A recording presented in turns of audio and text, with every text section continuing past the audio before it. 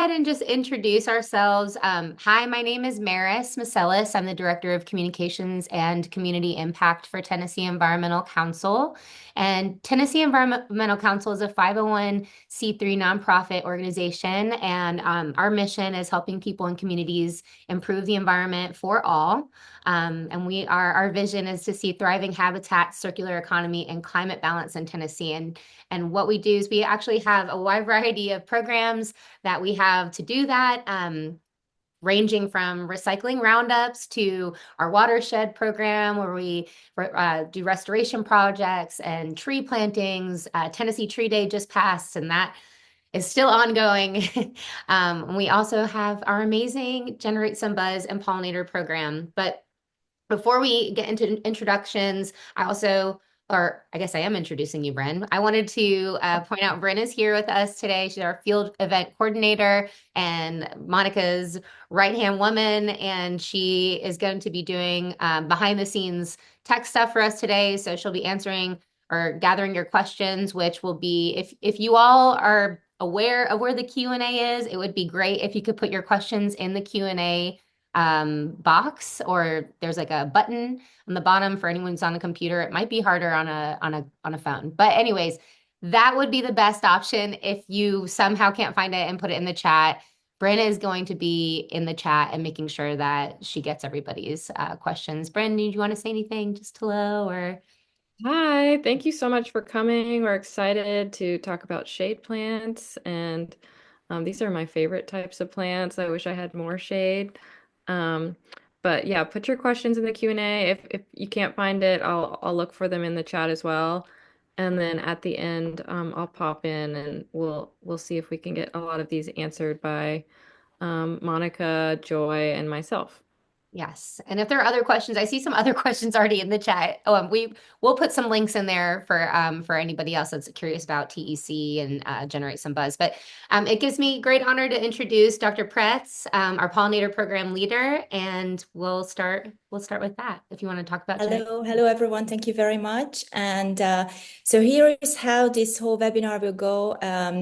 I will introduce Joy in a second, and after the introduction of her, I will have to give a very, very tiny, short 5-slide presentation about Generate Some Buzz, because we have so many people registered, and I'm pretty sure that some of you might have not joined, registered, ordered seeds, or being the part of our amazing Facebook group. So please join Generate Some Buzz at Tennessee Environmental Council. But before I do that, I quickly want to introduce Joy Boven. We are so thrilled to have her here today, to pick her brain, to learn from her, to get all the expertise that she has for so many years. Joy is the owner of Wonder Gift and Garden, a retail store dedicated to selling and promoting native plants, as well as Simple Joy Nursery, a wholesale business specializing on native perennials. Through both ventures, she is committed to enhancing Nashville's ecosystems by providing high-quality native plants to the community. Welcome, Joy. Thank you. I'm honored to be here. So very quickly, I will just show a few slides. Let me see, this is the one, and I'm just starting in the wrong place, but let's see, view, I will go full screen. Maris, let me know if you see my slides well. Okay, and then I think I would just turn my video off. So Generate Some Buzz. Generate Some Buzz is the pollinator program of Tennessee Environmental Council. And how do I skip to the next slide? Interesting. Oh, there you go. So Maris, you already told this. I will skip this one. It's not acting. There you go. So the Generate Some Buzz program, our mission is to attract, feed, and protect pollinator species. To do that, we restore and create new pollinator habitats in Tennessee. We engage with Tennesseans and form vibrant communities, and we educate them about pollinator species. We invite all of you to be part of the solution, to be the solution. And the way to go is to install pollinator habitats with high diversity native plants, wildflowers, trees, shrubs, to turn urban and suburban gardens to native plant havens, to look out for where do you buy your produce, your food, where do you do your grocery, try to turn to regenerative agriculture, go to organic farmers. And the most important really today is to avoid pesticides, avoid insecticides, herbicide, and aim for pesticide-free habitats. So as I mentioned earlier, we welcome everyone, and please register and join at Tennessee Environmental Council. We have all kind of seed mixes as a start with a change in your front yard or in your backyard. You also can have yard signs and join our very vibrant and amazing Generate Some Buzz Facebook group, where we have a monthly competition of the best pollinator photos. And I just wanted to show you how we work. So we turn around all the grass, all the sod, and we create these beautiful pollinator gardens. Just to show you a few. The first one is Ravenwood High School in Brentwood. Then we have a church in Nashville, Aldersgate. Then you can see the third photo is Williamson County Public Library. And then the last one on the top is Cornelia Fort Air Park in Nashville. And all the photos in the bottom are coming from school gardens. So that was it from me. And I'm just very excited to give it to Joy. And I will stop sharing now.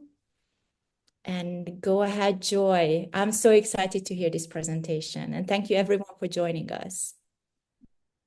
Thank you very much for having me. The first bit of this presentation will be the slideshow that I've created, and then we'll do a little show and tell of the plants that I've talked about, some of them anyway. And then we'll get into discussion Q&A. So I will share.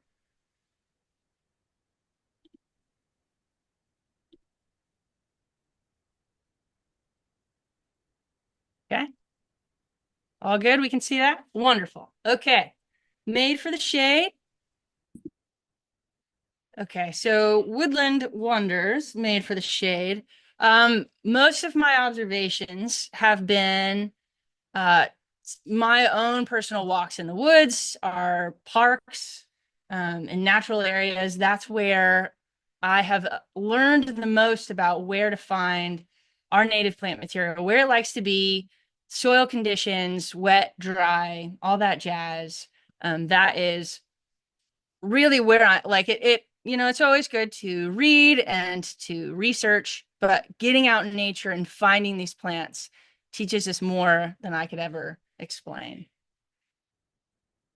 Okay, so the way I'm going to break this down is layers of the woodland forest. There is the canopy layer, understory layer, shrub layer, and ground layer. And I won't go into the canopy layer because if you're watching this and participating, more than likely you already have the canopy layer. So all we need to know is that's a very important part of the woodland forest, but we won't go into detail about that. I will say that a lot of, just a side note about the canopy layer is a lot of, it offers cavity and platform nesting opportunities for birds and squirrels, drastically increases the area of your yard that supports biodiversity, softens the blow of downpours, and is a major player in sequestering carbon. And the canopy layer trees host the highest number of Lepidoptera species of any of the plant groups. For example, oaks are host to 432 Lepidoptera species. All right, so we're going to start with the understory layer. The understory layer is full of options for full shade, part shade, a range of soil conditions, and provide endless benefits to the local ecosystem. And all of these pictures in this presentation I have taken. And down here on the right with the water, that's one of my favorite places in the whole world to go, that Short Springs Natural Area in Tullahoma. So I highly recommend you go there. That's Bobo Creek. All right, so the understory layer, we're going to start with Amelanchier or serviceberry. It is a host to 80 Lepidoptera species, There's a lot of species of Amelanchier that we can grow here in Middle Tennessee. They range in the kind of soil conditions. So like we have Amelanchier arborea, which is behind me, and we'll show you later. That really, though it is found in Middle Tennessee, tends to like more acidic soil. So if you're in the Central Basin, you can't always pull that off unless you know for sure that you have acidic soil.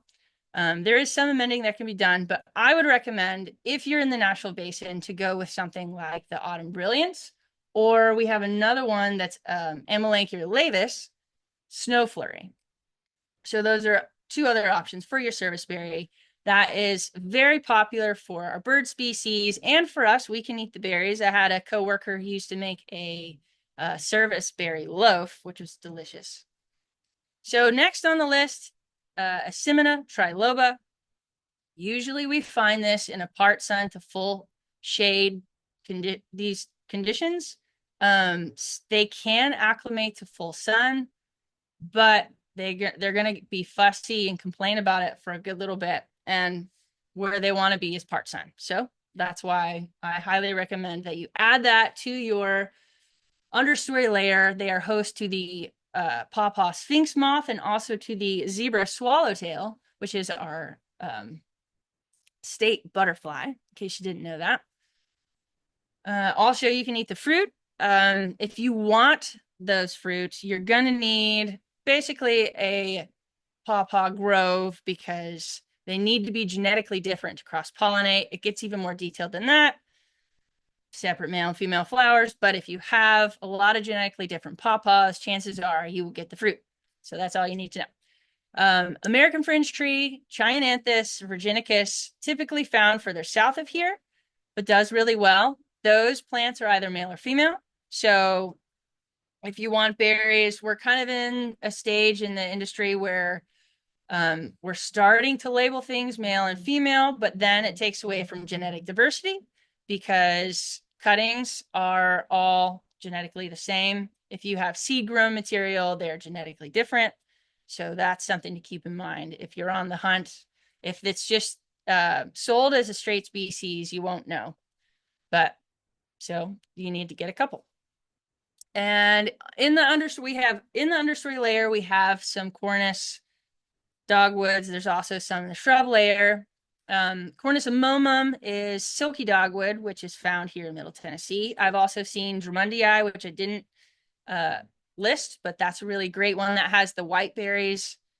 And then Cornus florida, which most of us know, the flowering dogwood. In all of the Cornus family, they're host to 92 Lepidoptera species, which is a ton. And the berries of Cornus, all of them are favorites for the birds and a must add to your understory layer. All right. Here we go. Fagus grandifolia, American beech, hosts to 119 Lepidoptera species. Typically, these can get to be canopy trees themselves eventually, but they often just make up a lot of the understory. Behind us here at Wonder, we have a lot of fagus in the understory layer. And you notice them this time of year because they don't really drop their leaves, even with all the wind we have, until they start pushing out in the spring. And then the picture with my hand is some of the beech nuts. That feeds a lot of our larger birds like turkey and other wildlife, squirrels, bears, and offers that as the ecosystem function for that tree.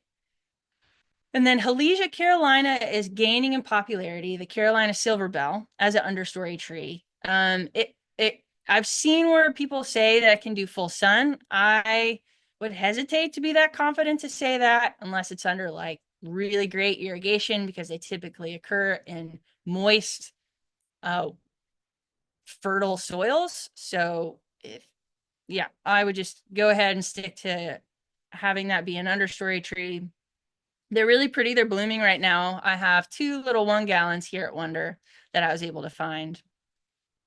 So that's a great addition. Also, hop hornbeam, Australia, That's found out here in Cheatham County. I see it all over the place. You don't notice it until it starts to bloom because it has little stacks and it looks like hops. And that's host to 80 Lepidoptera species. I've had some in the past. I'm out currently, but hope to find some more. And then I've had a lot of requests for American plums and Chickasaw plums. There's even a Mexican plum that's native to our region.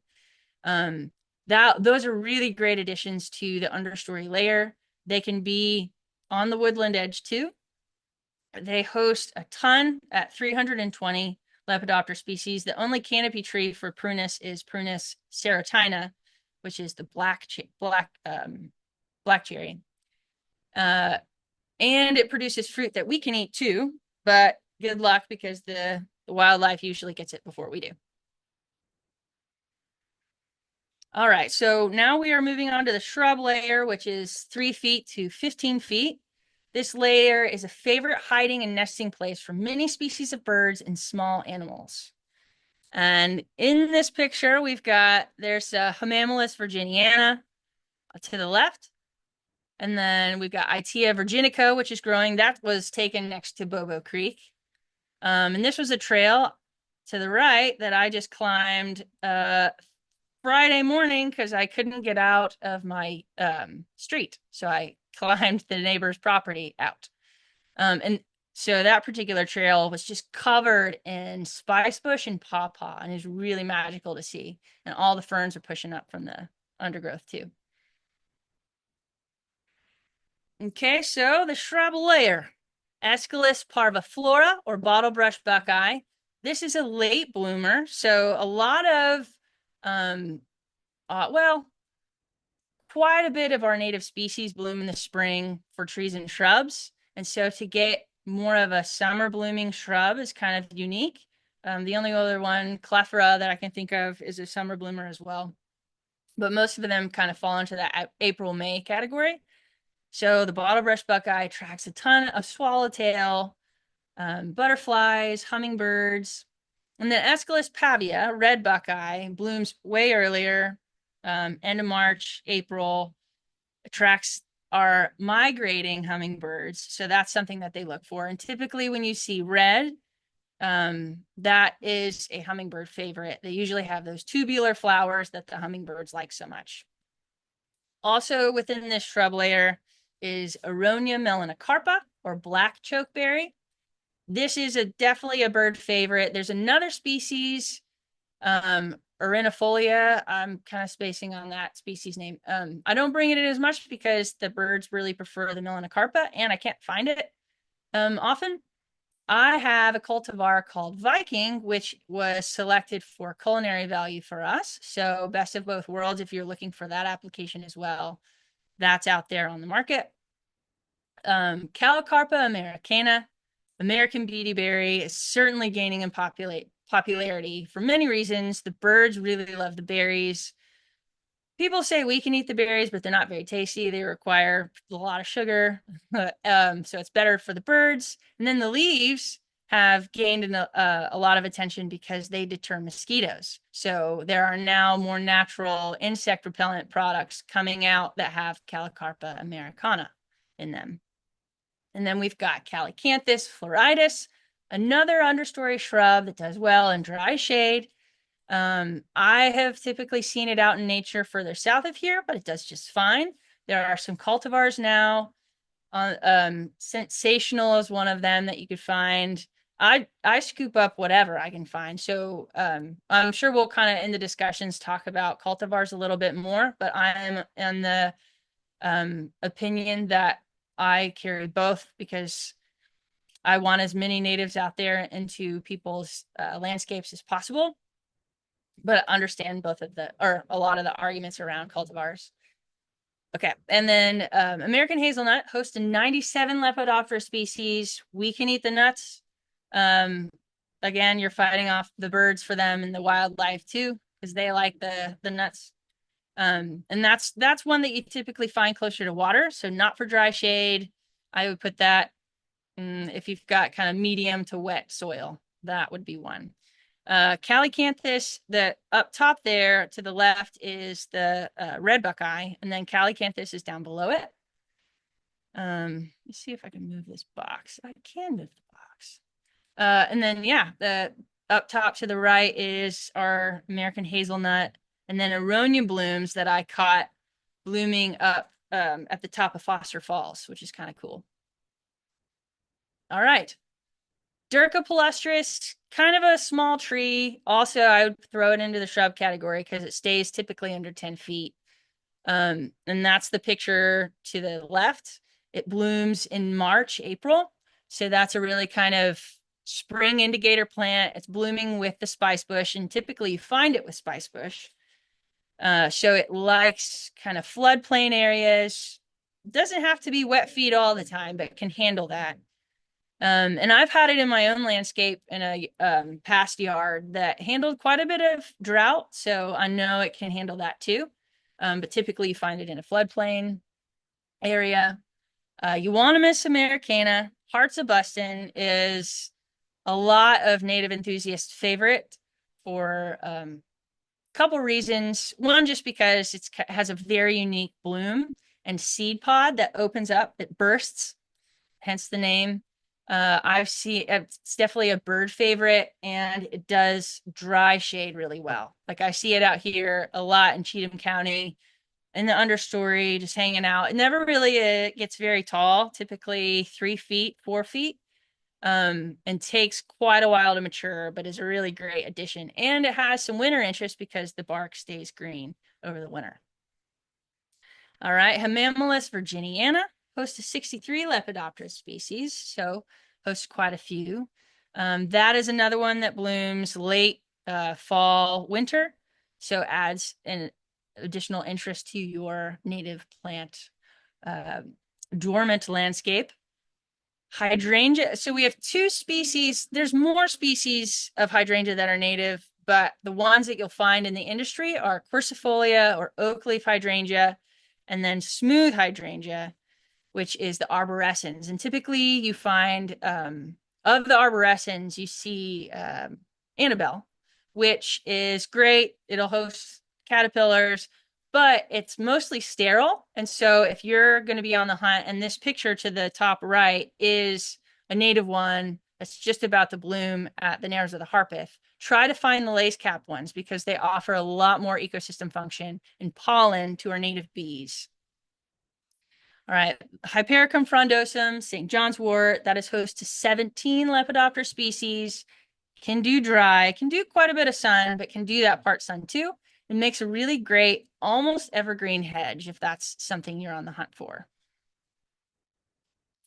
And then we've got our native hollies that are deciduous and evergreen. So Ilex glabra is our inkberry holly that is evergreen. Typically you find it with wet feet.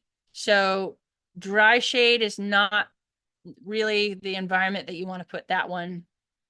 It needs to, if it's going to be, it needs quite a bit of irrigation. And then also the winterberry holly is been around for a long time, but is coming back into popularity for kind of a later winter berry option for birds. It's not really their first choice, but it's there and it's important as a food source whenever all of their favorites are gone. And there's a lot of cultivars coming out so that you know, because they're all hollies are male or female, so you have to find both to for the females to berry. So there's more cultivars out there to help us to navigate that. So we have berries for the birds. And then Alyssium parviflorum, Florida anise tree, is usually found further south of here. Wet feet typically does not do well in dry shade. And though it is found further south of here, I've seen it go through many, many winters here in Middle Tennessee, mostly unscathed. Sometimes those yellow cultivars can be fussy, but the straight species, they went through that flash freeze a couple years ago like champs. So I definitely stand behind it now. And then Itea virginica, Virginia sweetspire. That's one I always find close to water. The bottom left picture is Itea. That is at Cumberland Mountain State Park, next to the lake that you kind of hike around. I've seen it other places next to water. So if you have a wet spot in your yard, they can acclimate to drier conditions, but ideally they like it a little on the wet side. And they attract a lot of pollinators with the blooms. Lindera benjoin spice bush is definitely a big topic of conversation in the past couple months, just because it's been in bloom. And it is a host for the spice bush swallowtail caterpillar, which is one of the cutest caterpillars you ever see. And then we have Physocarpus 9-bark, which is, you don't always find out in nature. It's very rare that I see it, but the bottom right picture was taken at the Narrows of the Harpeth, growing above the tunnel. In those conditions, it's a north-facing slope, rocky, does get some kind of water that drips down the rocks, but overall can handle quite a bit of drought. And native azaleas have definitely are having their moment, so much so that I can't find any to be able to sell. And they're so slow and difficult to grow. So there's going to be a lull in the industry, but if you can find them, they definitely deserve a focal point in your landscape, typically like acidic soil. So keep that in mind. Most sumacs you typically find in more sun, but the fragrant sumac I find in shadier conditions on rocky slopes, dry, definitely one for dry shade. And host to 50 Lepidoptera species. Symphoracarpus whorlberry is rare that you'll ever find it for sale. I've had it a couple times. It's growing here at Wonder on the Slope. It's very opportunistic. So if you have a small garden, this is not the plant for you. But if you need to retain a slope or hold the soil on the slope, whorlberry is fantastic. Feeds the birds in late winter or in late fall. And it is host to 14 Lepidoptera species, including the snowberry clearwing sphinx moth. So you'll see them on that plant too. And then all of the viburnums that are native, there's non-native and native viburnums to make sure you're selecting a native one. Acerifolium is the one that can handle the most amount of shade, dry shade, maple leaf viburnum. Then we've got the arrowwood viburnum and the black haw viburnum. And there's also another one, the rusty black haw, that I just haven't been able to find yet, but is very much native to our region and on this property. So I'm hoping to have that in the next couple of weeks, if I can find it. Okay, so last layer of this woodland forest is the ground cover layer. So typically 3 feet or less, although some perennials get taller than that. So they'll be the exception to the rule, but we're talking mostly about perennials and ground covers. And I'll just briefly talk on this whole soft landings term, but I know we'll discuss it more after the slideshow. But a lot of caterpillars will start their life cycles up in the canopy layer and then drop to finish pupation and finish their life cycles on the ground layer. And so when our ground layer is the lawn, that definitely disrupts that process, often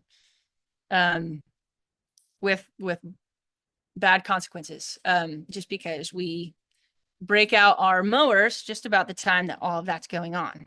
So the more we can install native perennials and native grasses and ferns under our canopy layer trees and all these other layers, the better off, the more we'll be supporting those life cycles. All right, I think I'm right on time. So starting with Antenaria or pussy toes, this is a host to the American lady butterfly. And it's just kind of a sweet little ground cover that's gaining in popularity. As we search for more options for ground covers, because unfortunately in the industry, when the industry as a whole is advertising for ground cover, a lot of those options are invasive species. And so there's a lot of education that needs to happen. and we need to be promoting more of our native plant material to be installing in these spaces. But the reason why invasive species are used as ground cover, like our native species aren't going to act the same way because they're not out of control. So it's going to take longer for our native ground covers to establish, but it's worth the wait because we're installing the material that's supposed to be there. All right, so next is red columbine, Aquilegia. Probably most of you guys are familiar with this one. There's other species that are native to other parts of the United States, but the red columbine is native here. There's also a really rare yellow native one that's a canadensis called Corbett that occasionally you can find, but most oftentimes it's the red. And we'll talk about seeds a little bit more. This is definitely one that you could start from seed. Some of the native perennials for the shade are a little bit trickier to start from seed. And that the picture to the bottom left is columbine. Aruncus, goat's beard, definitely one that you rarely see out in nature. I've got it picture to the bottom right that is also taken at Cumberland Mountain State Park. And I've seen it a couple other places, but I was excited to find it there. Asters, there's a lot of woodland aster. Most of the asters that get all the attention are for the sun, which is great, but there's some woodland asters that are gaining in popularity. We have one called shorty eye, but there's other ones I'm trying to find so we can carry those too. Hairy woodmint, Blophilia, that's one. There's a Blophilia that's the top right picture. I'm not sure what species that is, but that was taken at Vesta Natural Area, which is another great place to go hiking and learn. This one is just naturally deters deer because it's so scented. And it blooms May typically, and kind of has that same look as bee balm, but is a different genus. And then Chelone, glabra, there's several species. This one, there's a little picture down at the bottom with a bee on the bloom. White turtle head, that's a really great one to add to your wet, more area of your woodland garden. And then Chrysogonum virginianum, green and gold, has been around for forever. And I didn't even really know it was native for a good little bit because it was so popular. And I just kind of assumed it wasn't, but it is. And there's cultivars that do well in the South that I am on the hunt for to grow. Makes a really great ground cover, and spreads relatively quickly, but not aggressively. And then we also have wild strawberry as a ground cover option, host to 58 Lepidoptera species. So that's kind of a really cool, and we can eat the fruit, but more than likely your skinks and lizards will get to it first. Coral bells. I saw coral bells on my back hillside yesterday evening as I was hiking around. We have a couple different species that are native here: Heuchera villosa, Heuchera americana, and autumn bride is the most popular cultivar, but there's other ones too. But what you want to look for is the hairy big leaf because it has the parentage of our native coral bells, and these are for dry shade. And they get relatively big, so you can plant them pretty far apart. And then Iris cristata, pictured up to the right here. That's a nice little ground cover. Blooms in the spring. Kind of almost goes through summer dormancy. You don't really notice it after it blooms, but it's a great addition to your woodland space. And I've seen it both dry and wet, but moisture is better for this one. Lobelia syphilitica or blue lobelia, definitely wet feet is where it prefers to be.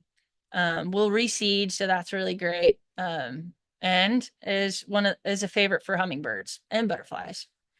And then most bee balms are more for the sun, but I have often seen Bradburyana, which is pictured down there to the bottom left, in more shady conditions. I think this picture was taken at Old Stone Fort in the shade. It was a south-facing slope, but it was shaded, so it got some sun, but did really well and looks really. It's bloomed, I think, relatively early compared to other bee balms. And bee balm in general is deer resistant and hosts to 9 Lepidoptera species. All right, Pachyra. There's a couple species that are native. Aria is the one that you usually find in the nursery industry. Host to 2 Lepidoptera species, definitely wet feet, occurs next to streams and creeks. Woodland phlox, which is blooming now. That is a wonderful ground cover for shade. It can do some wet feet, but typically you see it in drier conditions. So that's really great if you have dry shade. Porteranthus, Bowman's root, is rare. That is pictured down there on the bottom that has the white blooms. It's one of its common names is the native Gara because it looks kind of similar. That blooms in May, and it's it just looks like a bunch of fairies. So it's a really great addition to your dry shade woodland garden. Salvia, lyre-leaf sage.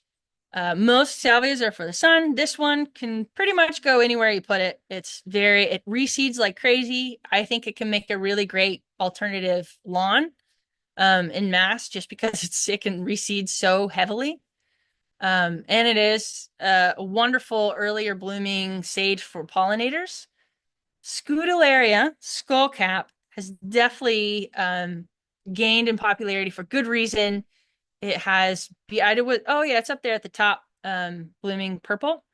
It gets rather tall. So it's three feet, maybe a little bit taller. Attracts a lot of pollinators and can do woodland edge, dry to moist shade. And then Celine, which is the red blooming down there on the right. That is catchfly, fire pink, blooming now. Very common out here in Cheatham County. We're seeing it everywhere. And it's really can be used as a ground cover too. And it's super attractive. All right. And then Solidago. There's a lot of woodland species Solidagos to choose from, including the blue-stemmed goldenrod and the flexicalis, which is zigzag goldenrod. Of all of our native perennials, Solidago hosts the largest number of Lepidoptera species, and also there are a ton of native bees that use goldenrod exclusively to feed their young and have those unique symbiotic relationships. So it's important that we're adding goldenrod into our landscapes. And just for anybody who's not aware by now, it's not goldenrod's fault that we have allergies in the fall. That's ragweed. So don't blame goldenrod for that. All right, Indian pink, which is that bloom up at the top right, that's red and yellow. Spigelia. I've seen it Volunteer Trail, Vesta State Park. You see it around in woodland shade, typically kind of dry, but can be wet. And is a really great showy addition to your woodland garden. And there's new cultivars out. It's hard to find the straight species. There's a cultivar called Apple Slices, and Ragin' Cajun. But straight species is just as pretty. I guess some of the cultivars are being touted as dwarf. Tiarella foam flower, pictured at the bottom left. That has been around. It's kin to Heuchera coral bells. Typically, you find it in a little bit more moist conditions, but really attractive blooms. And then violets. There's a lot of native violets. Host to 26 Lepidoptera species. I'm working on having the common violet, but I do have that silver gem, and I'll show it to you in a little bit. And they're host to a lot of different species of fritillaries, and there's one that I think went extinct that used violet exclusively for a host plant, just because of habitat loss, of lawns, mowing. So restoring violets in our landscape and promoting, especially the common one, is high on my list of kind of talking points, because I think we need more violets in our landscapes and to embrace the common violet as a ground cover and not as a weed. And then Zizia, Aria, the last one, I have one called Aptera, which is a meadow golden Alexander, which typically likes even more wet feet. but Zizia aurea is a really great addition to a more moist condition, but also is host to the black swallowtail. So you hear us planting dill and fennel and parsley for black swallowtails, but the native host is Zizia aurea. All right, so I'm going to stop sharing my screen. There we go. That is the end of the slideshow. And how are we doing on time? We feel good? Yeah, we're doing Yeah, great. good. Did you want to show any of the plants you have behind you? Yeah, I'll show some of the showy ones. So we talked about ragweed. And you can see Tiarella, which is showing off. Here's the cute violet. This is Silver Gem, which was introduced by Mount Cuba Center, which does a lot of trials for native plants and their pollinator value and just overall garden value. And I really love all of the things that they're doing. We've got Columbine, which most of you guys know.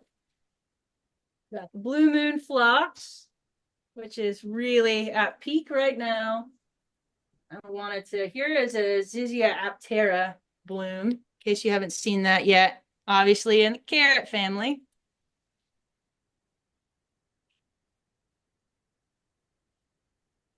And then here is Autumn Bride, Coral Bells, giant leaves.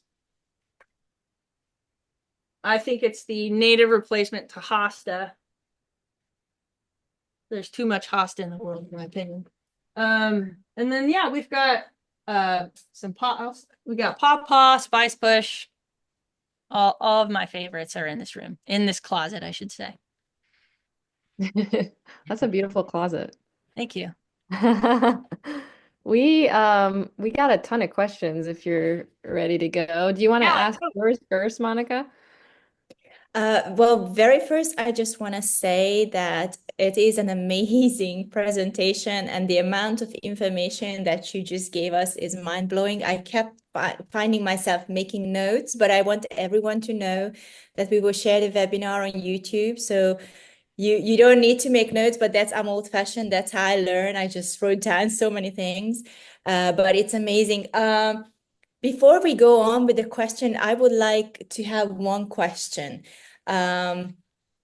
Probably we have a lot of people who already do gardening for a while, but there might be people who don't know how to start.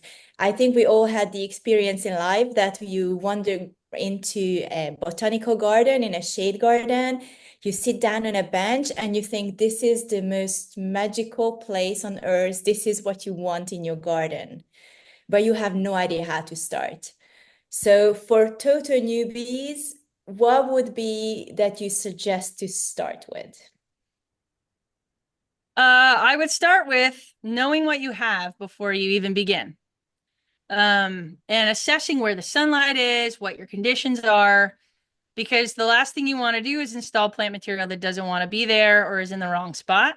So some people say spend a whole year in your yard before you do anything, but I think in that time frame you can certainly learn what's native, what's not native, what's invasive, and start with removing the invasive species and starting that process so that you know the space that you'll be working with down the road.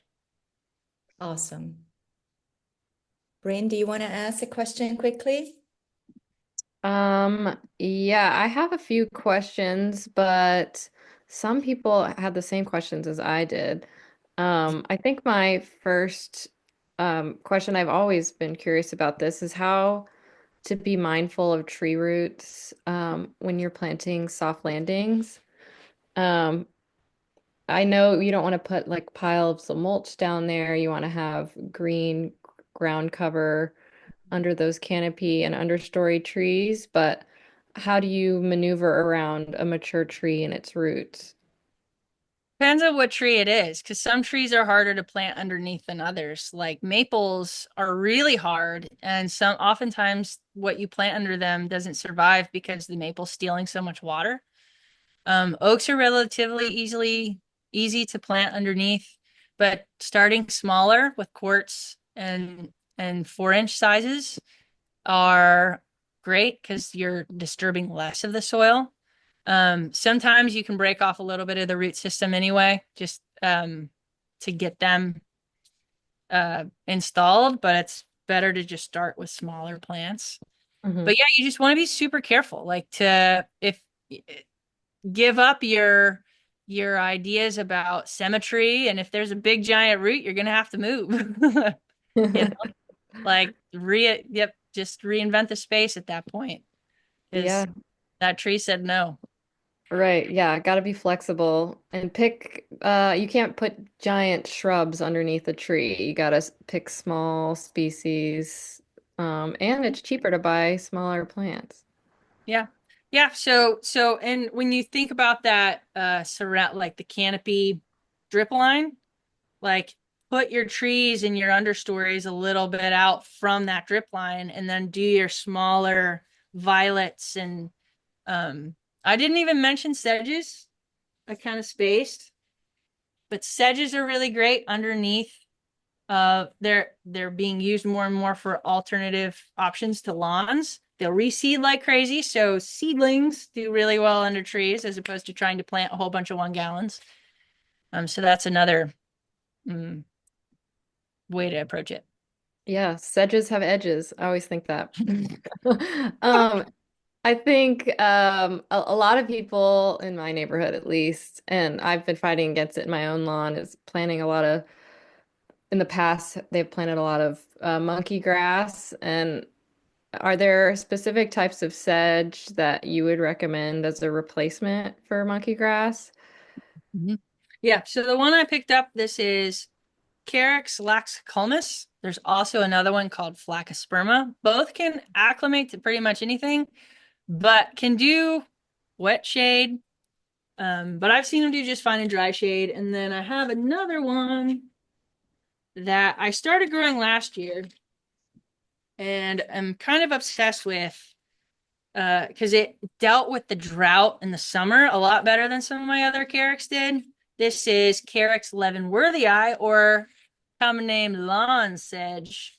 So, and this one did really, so I mentioned Mount Cuba Center. They did a trial on sedges. And this, I made some of my decisions about the sedges I was going to grow based on their study. And I'm happy I found this sedge because this is going to be something I will do my best to always carry because it's a really good lawn alternative. Cool. Yeah, I'll put the Mount Cuba sedge trial in the chat. It's really interesting. It's just this big Excel document about all the different sedges they tested and if they can tolerate being mowed, if they can tolerate sun, shade, drought. Mm-hmm. It's very comprehensive. What was the Flocosperma? Do you know the common name of that? Because I feel like I might have that one. Blue wood sedge. Okay, yeah, I have that one and I haven't watered it. It's done so well. It does look similar to just like the classic dark green monkey grass, but with like a more blue tint, and it's great. Mm-hmm. Yes. Has it started to reseed yet? Um, no, it's kind of stayed where I've planted it, but it's only been 1 year. But Okay. I'm hoping it moves. I want it to expand. It Take a will. And I've, for both the Flacosperma and Laxicolmus, just in my own experience, did really well being mowed. Oh, great. And Okay. they weren't bothered by it. And then I wanted to mention, this is another one that's really hard to find and is kind of popular within the native plant world. This is plantain-leaved sedge, Plantagenea. Awesome. Yeah, Monica, do you want to ask some questions while I answer some of these sedge questions in the chat? Do you? There's Okay, Q&A let's do questions. that. Are we going to the Q&A? Yeah, I've been answering some of the Q&As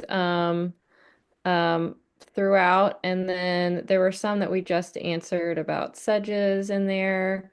Well, from the Um, top, there's one that says, so if you don't, is it okay if I go through them so you guys can just answer them out loud, whoever wants to take them? yeah, Okay, cool. Sue asked, I have heard serviceberry is susceptible to cedar rust since it's an apple variety. Do you know of instances in Middle Tennessee? Mm-hmm.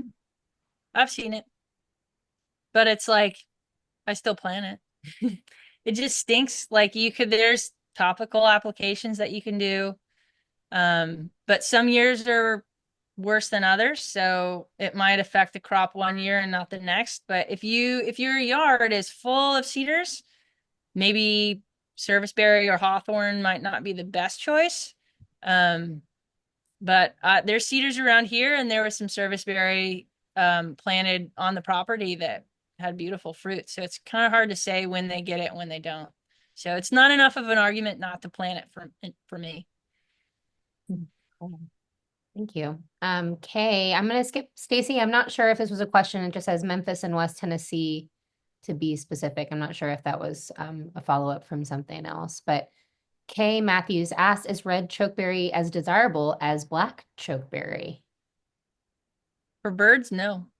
The birds prefer the black chokeberry, but they'll eat the red too. I mean, that's the argument for biodiversity is, we want to be planting as much as we possibly can. But if you're deciding between one and the other, they like the black chokeberry a little bit more. And then that same person, Kay, wants to know, what is Joy's current stock availability for all these species? Most of what I've mentioned, I have.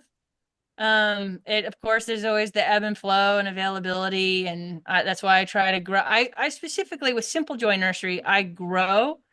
And so whether that's plugs or seeds, I do perennials and ornamental grasses is what I focus on. And then for Wonder Gift and Garden, which is the retail, and Charles asked, how may we buy these plants? So Wonder Gift and Garden is the retail garden shop where you can purchase all the plants. And I bring in woodies, trees and shrubs from other really great growers in Tennessee. And yeah, so you can find quite a few of what I've mentioned.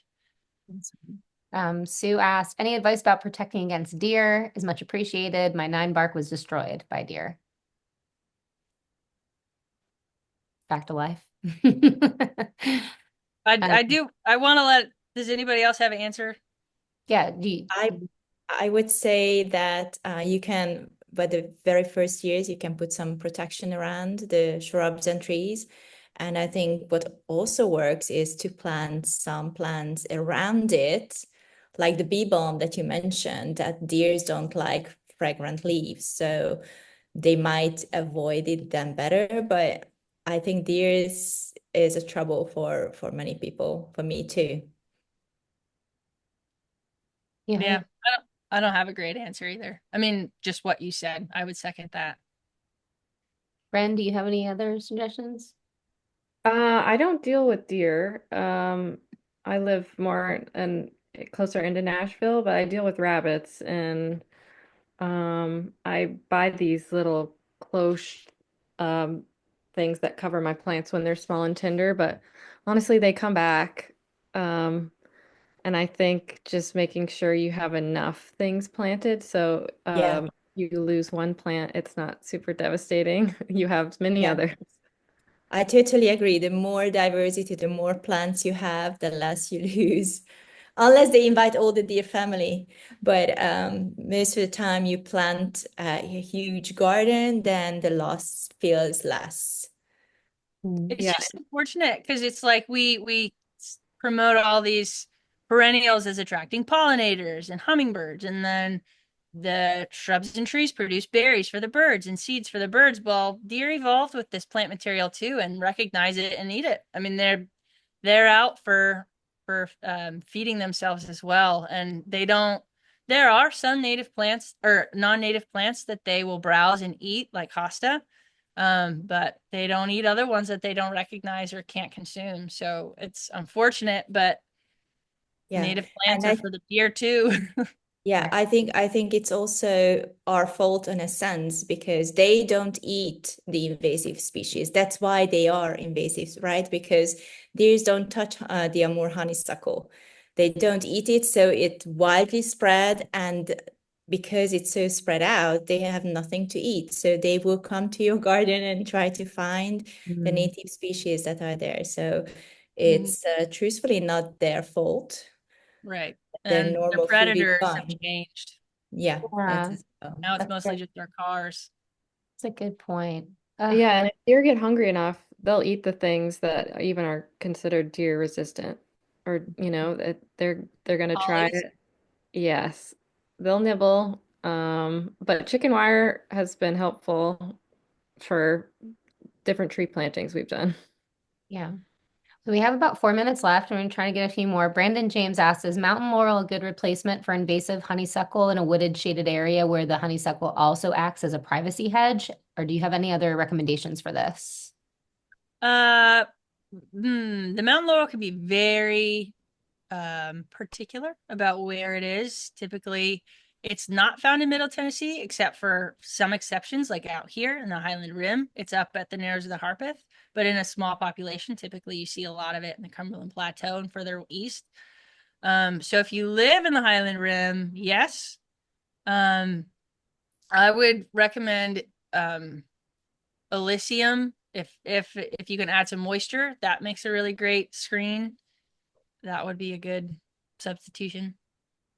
Awesome. Next question asks, are cultivars as nutritious as the original species in supporting native creatures? So the main thing that I've heard is if you change the color of the leaf, that becomes less attractive to the caterpillars because they don't recognize it. But cultivars being, if they're shorter than the straight species or have a weeping habit, they have the same like the chemical needs that the caterpillars need out of that plant. But the main downside to using cultivars is it takes away from genetic diversity. So like a cultivar of viburnum called Blue Muffin, we're selling all of the same genetics. Blue Muffin is a cutting from one plant that we keep replicating. So if we're selling straight species, Viburnum dentatum, then there's a whole lot more genetic diversity to put out there into the world.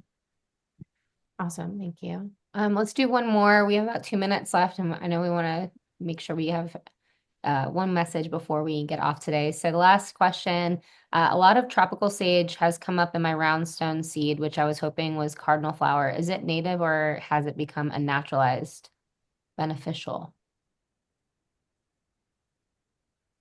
Say the name of the plant again. Tropical sage up in my is in the roundstone seed, which I was hoping was cardinal flower. Oh, the Salvia coccinea. This is an anonymous question, so I'm not sure who asked this question. I don't know. If We it's Salvia coccinea, I see that as a beneficial addition to a seed mix. I would also recommend reaching out to Roundstone. They're pretty responsive. Send them a photo and see what they say. Well, guys, it's gonna be, or actually, I mean, we were talking about this running a little bit over if needed. Joy, do you have a couple extra minutes to answer the rest of the questions? And with Monica and Bren, if that's, I just want to say before everyone signs off, TEC is having a tree giveaway, a native tree giveaway this Saturday from 10 to 12 p.m. Central in Nashville. And I'm gonna put that, oh, I can't put it in the chat. Bren, would you, I'm gonna send it to you just to put, I'm gonna text it to you. I don't know if you can just go straight from your computer.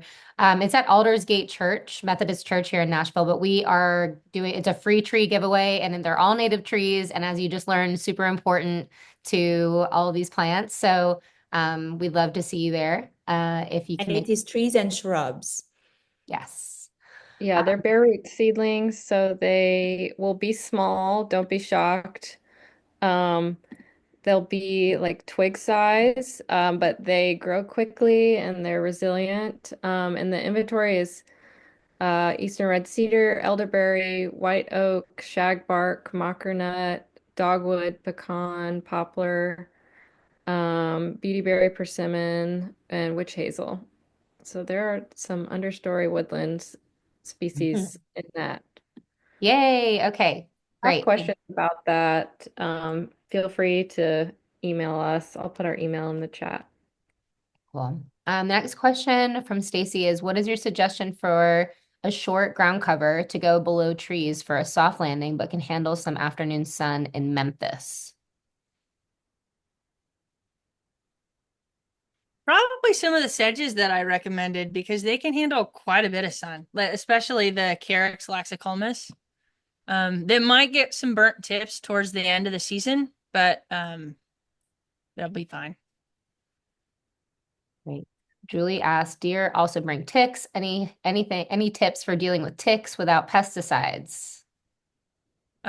We sell in the shop Murphy's, which I find to be relatively good at keeping ticks at bay. Awesome. What are they? Murphy's, it's a spray.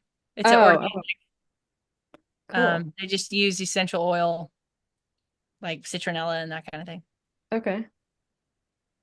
Tom asked, says, we live in Middle Tennessee on top of the third tallest hill in the county, where the ground is very rocky, full of fossils from when the country used to be covered by an inland ocean, and we're surrounded by woods and shade most of our land. We have opuntia, purslane, various fruit trees such as mulberry, as well as plum and persimmon, while also having wildflower and whatnot normally found in cedar glades. Is there anything in particular you'd recommend seeding our yard with?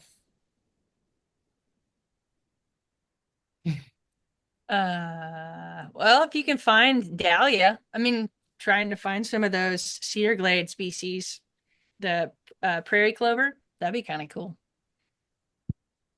This is amazing. There's so many plants, and it's just amazing that you have so much knowledge. It's crazy. Just a quick question here for this to follow up. Joy, would you suggest where to get seeds from? All I know, it really truly is Roundstone. I mean, we've got a new seed company here in town, Plant for a Change, where he goes and collects a lot of local seed and then has Roundstone process it for him. So he's doing a lot. What he's offering is very minimal right now, but he plans on expanding on that. So Plant for a Change. mm-hmm. But this whole conversation around ecotype seed is relatively new, and the industry is certainly struggling to keep up. A lot of that, like even just like one species of carex will gain it, like the woody eye, based on that research, and like you couldn't find woody eye anywhere because it was so popular so fast. But all that to say, finding seed, we still have a long way to go, especially if you're looking for ecotype in your ecoregion. Right. Next one asks, the benefits of planting native are emphasized, but what are downfalls of planting non-native species? Well, the argument with native berries is that they offer the nutrition that our migratory birds need when they need it, and non-native berries don't. So, like our fall berries are really, really high in protein for our migratory birds, but and it can be like as high as like I think it's 40% or something like elderberry. But our non-natives can be as low as like 1%. So it's not offering anything. It doesn't give them any fuel for their journey, and the birds are dispersing those seeds, which then make more of those plants. And to add to it also, if you are focusing on the Lepidoptera, so pollinators, butterflies, moths, their caterpillar needs the native plant leaves to feed on. And we have to feed the caterpillar to have adult butterflies. So that is the absolute biggest deal with native plants versus non-native plants. Non-native plants are beautiful in the garden, but they have very often zero ecological value. I wanted to make sure this was answered just because I think there's a lot of misconceptions about hackberries. Somebody in the chat asked, should we take out hackberries? I have a lot in my yard. I personally love hackberries. What do you think, Joy? I think we need to phone a friend, Joanna. No, I mean, they are a nuisance because of an invasive pest that we introduced to America, the woolly aphid. So, if it's like hanging right over your patio, or if it's kind of threatening, if it's too big, and there can be weak trees, maybe take out the closest one to your house, but like leave the rest. Yeah, I think Yeah, that's good advice. the benefits for me wildly outweigh the negatives for us as human beings. I Yeah, agree. I think there's a misconception that they're invasive in Tennessee, but they're just opportunistic, but they're native. Good to know. I have a bunch in my backyard, and I'm not sure good or bad, but they're Yeah, there. you will enjoy it because birds just love it. And in the fall, migrating birds gather on hackberry trees, and I just love that time of the year. The leaves are all gone and the berries are everywhere, and migrating birds love it. I Yeah. love to listen to the birds, but my car doesn't like. Yeah, you need a carport under. I don't have one, and let's just say I don't park in my driveway anymore. So that's that. Yeah. You all are so great. This has been a great meeting. Unfortunately, I see questions keep coming in, and we can't answer them all. So we're just going to answer the last one here. And if you all need to get in touch with Joy, you can get in touch with her directly, right? Joy, you're on Instagram. I don't know if you Yeah, were. that's me on the other end of it. So Look up Instagram, Facebook. Wonder Yep. Gift and Garden, Simple Joy Nursery is on Instagram. So get in touch with her directly. But the last question here, that was the most recent, and I may not be saying this right. Nandinas are Mm-hmm. so prolific in all areas, sun to shade, is the best method of removal to simply pull them up whenever you see seedlings popping up. Mm-hmm. That was an Yep. easy one. Yeah. That's a And then Get the rid of industry is them. trying to promote like these non-flower, non-seed producing Nandina, but just don't waste your time. Is winterberry a good alternative to Nandina? I guess if you like red berries. Yeah. Um, but they're not evergreen. So I would do Yopon holly Oh, okay. uh, to be a substitution for Nandina. I have Berries a are quick exciting, question. but A good alternative for what would you say for the English ivy? A lot of nothing, people have nothing is that. that aggressive and terrible. Um, go in with sedges, coral bells, um, woodland phlox. Yeah, there really isn't. That's I mean, I don't want to say it's the unfortunate part of it, but like nothing's gonna be that crazy. How What about about wild ginger? yeah. It's really wet. Yeah. Wild ginger? Yeah, they typically like, I mean, they can be, a lot of people will say theirs disappear after a while because they can't give it Oh, exactly what it needs. So, okay. Or maybe Virginia creeper? sure. I mean, it's a vine, so it'll go up things, but um, Mhm. Mm. could be a ground cover too. Yeah, keep it off That's your pretty house. opportunistic. Great. With that, we can close it out. Anything else that you ladies want to include? It I sounds just want to I just want to say it's been an absolute pleasure and thank you very much, Joy, joining us and we could pick your brain and learn so much. And once more, this webinar had a massive amount of information and it will be all available on YouTube. So don't worry, you can go through it again. I definitely will. And just keep at it, keep planting native plants. Yep. Hey, You don't native have to know everything, you just have to begin. Yeah, and visit Joy at Wonder. field Yeah. trip. Make a day of it. Go see the Harpeth River State Park too. Thank you, Joy. Thank you all for being here. Yeah, and have a great day. Go plant some plants. Go get some woodland shade wonders. Thank you all.